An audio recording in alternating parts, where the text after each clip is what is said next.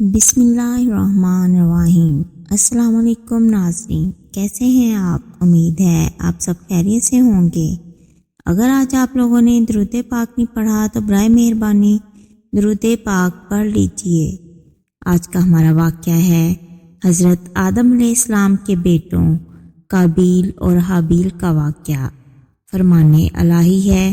ترجمہ: اے نبی صلی اللہ علیہ وآلہ وسلم، آپ لوگوں کو آدم علیہ السلام کے 2 بیٹوں کا سچا واقعہ بھی سنا دیجیے۔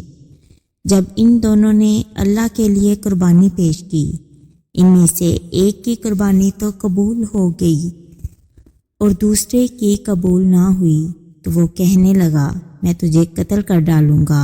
پہلے نے کہا بلا شبہ اللہ تقوی اختیار کرنے والوں کا ہی عمل قبول کرتا ہے۔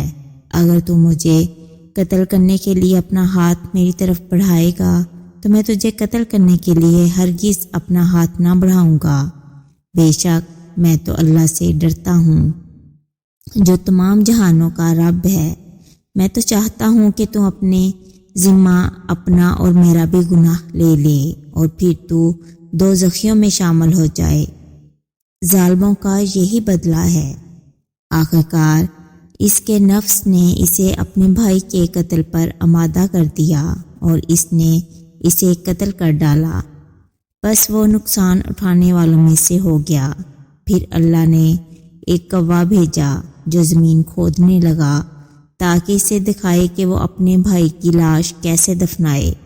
یہ دیکھ کر وہ کہنے لگا ہائے افسوس، میں اس کوے جیسا بھی نہ ہو سکا کہ اپنے بھائی کی لاش چھپانے کی تدبیر نکال لیتا۔ پھر وہ بڑا ہی پشیمان اور شرمندہ ہو گیا۔